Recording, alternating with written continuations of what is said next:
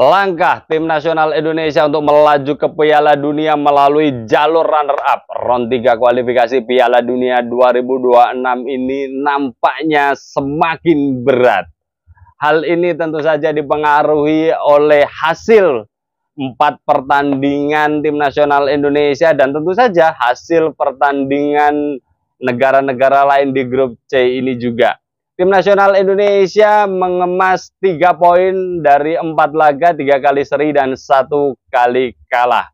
Kemudian kalau kita lihat pemuncak klasemen Jepang dengan 10 poin, Australia, Arab Saudi dan Bahrain masing-masing mengemas 5 poin dan Cina 3 poin.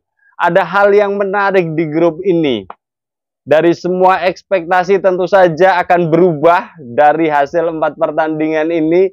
Yang menarik adalah Australia, Arab Saudi, Bahrain itu seri 2 kali. Dan ini yang tentu saja klasemen itu rapat sekali.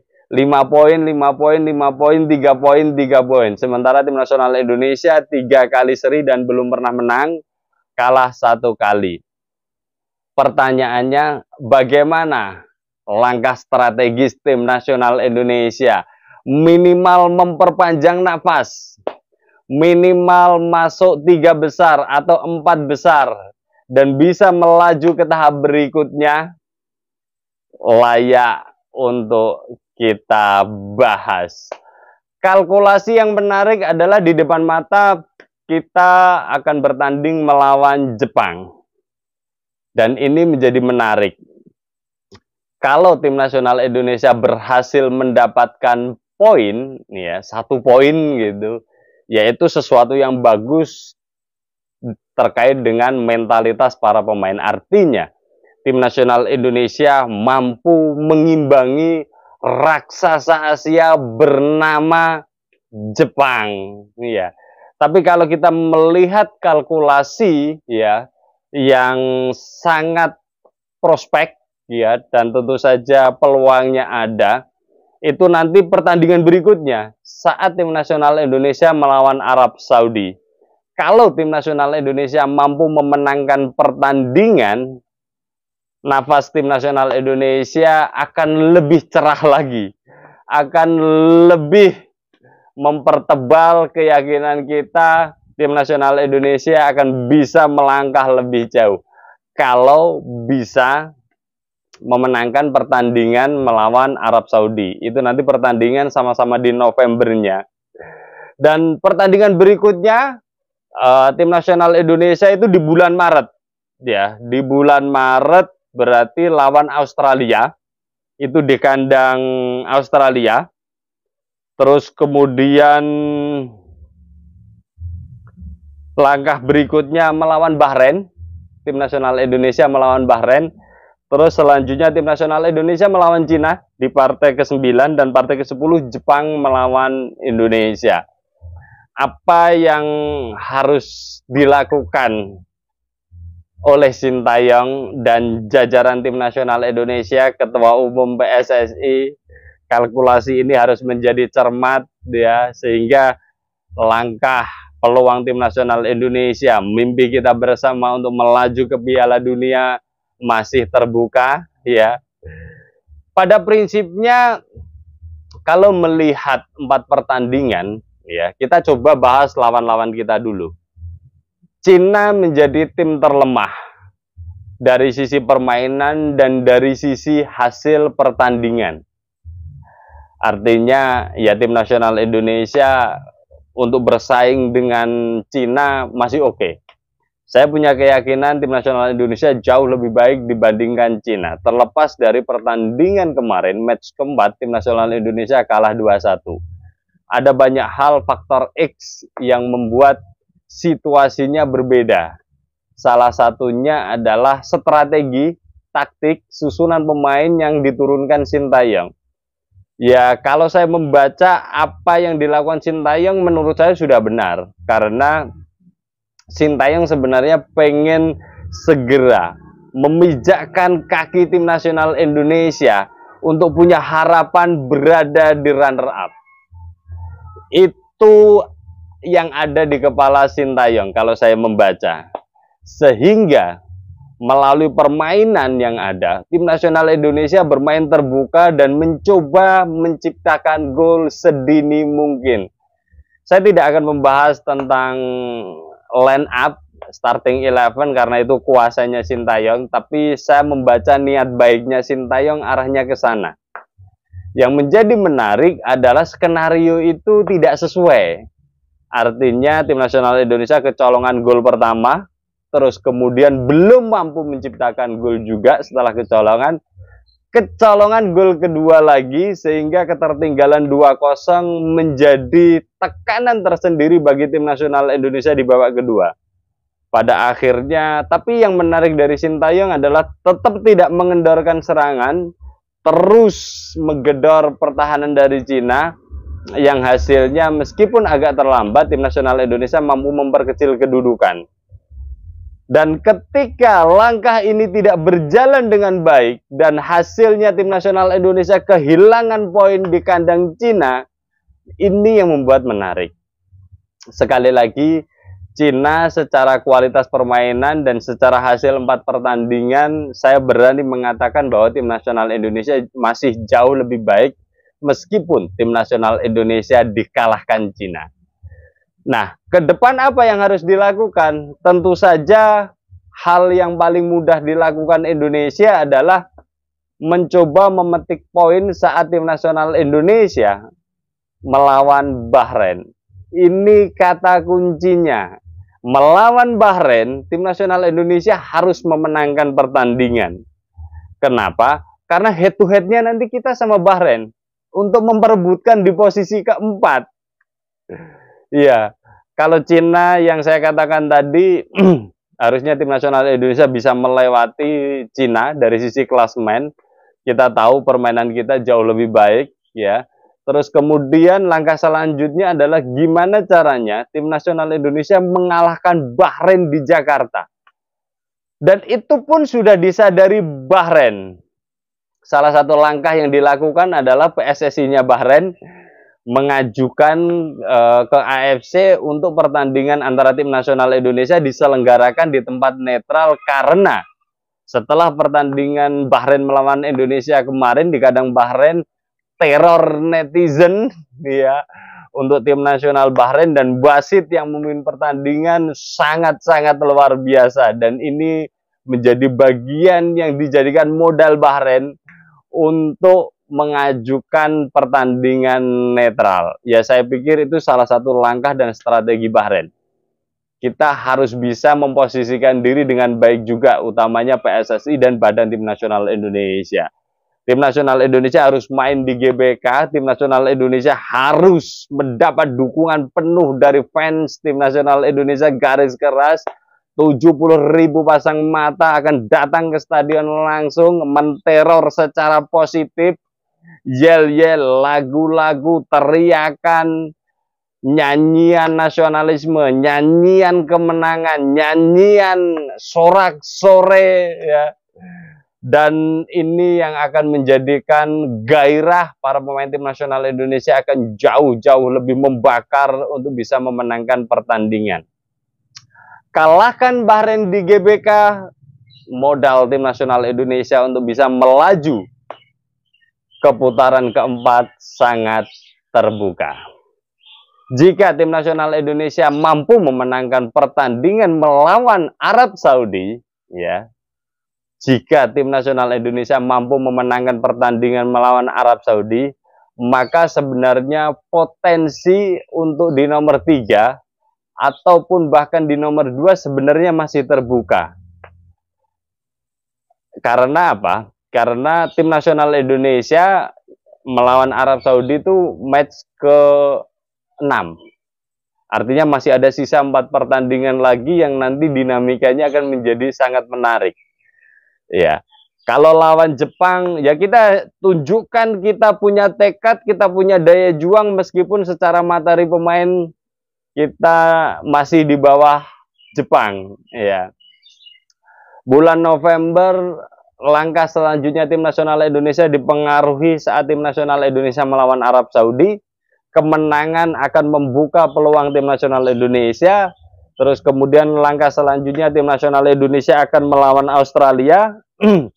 Jadi lawan Australia di kandang Australia ini juga menjadi sesuatu yang menarik, tapi kita tidak berharap banyak dengan poin ini.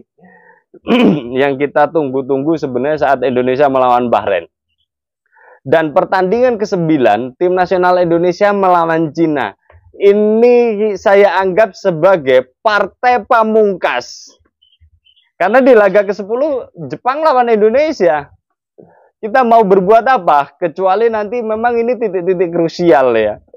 Yang kita harus lakukan sesuatu untuk bisa merebut poin saat melawan Jepang. Tapi hal yang realistis adalah tim nasional Indonesia harus bisa memastikan posisi minimal keempat itu di pertandingan melawan Cina. Dan itu berlangsung di GBK. Ya.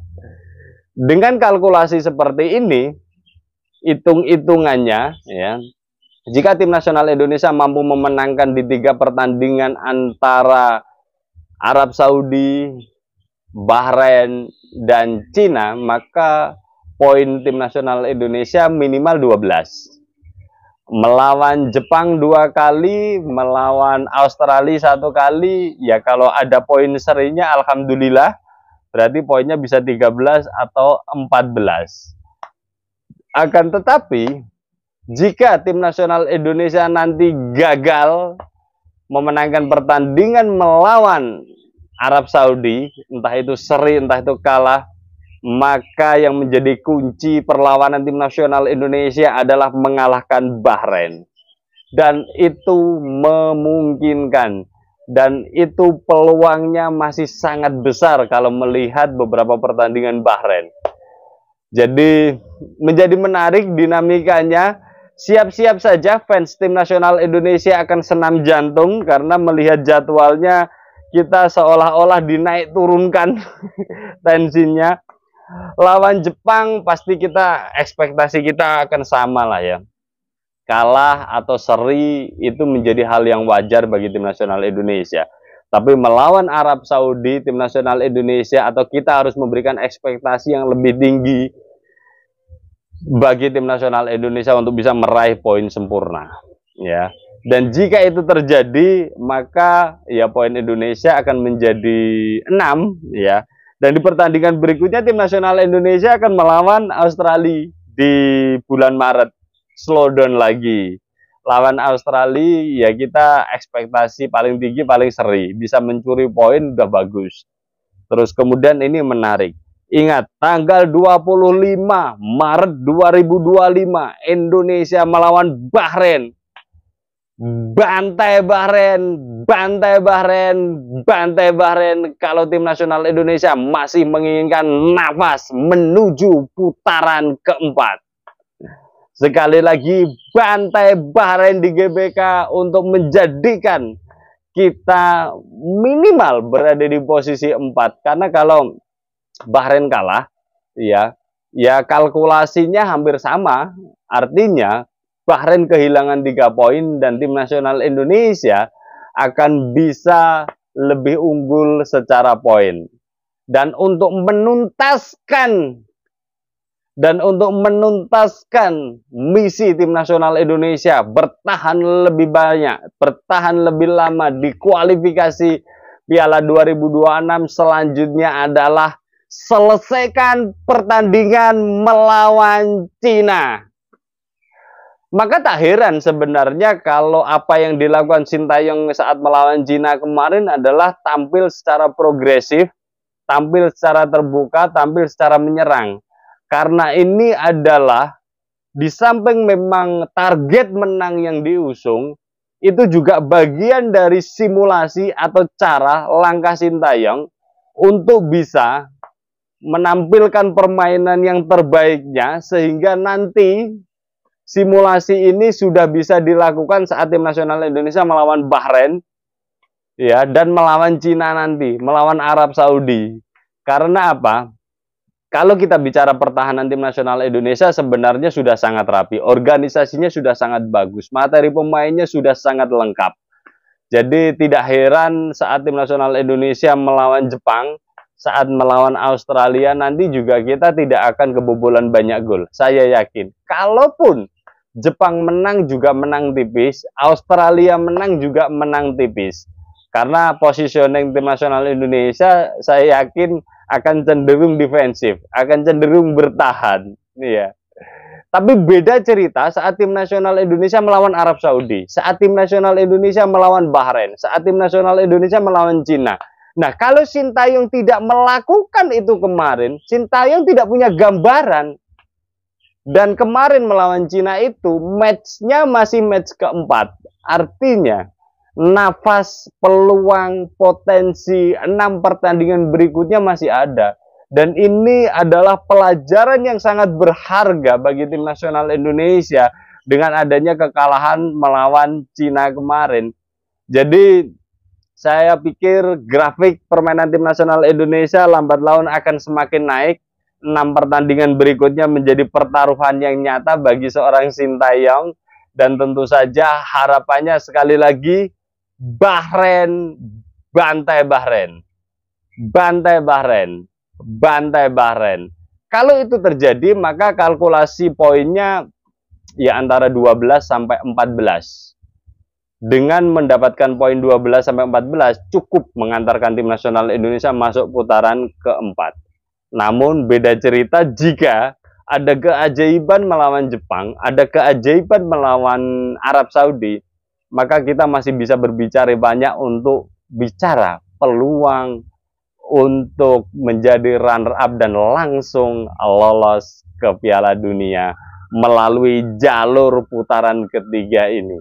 Semoga saja apa yang sudah dilakukan Sintayong dan tim nasional Indonesia kemarin 4 pertandingan, saya pikir sudah mengetahui kekuatan lawan-lawannya, segala macam strategi, segala macam taktik, segala macam formasi sudah dicoba Sintayong. Saatnya 6 pertandingan Sintayong sudah punya framework terkait pertandingan demi pertandingan. Jika lawan Jepang, Sintayong harus ngapain? Jika lawan Arab Saudi, Sintayong harus ngapain?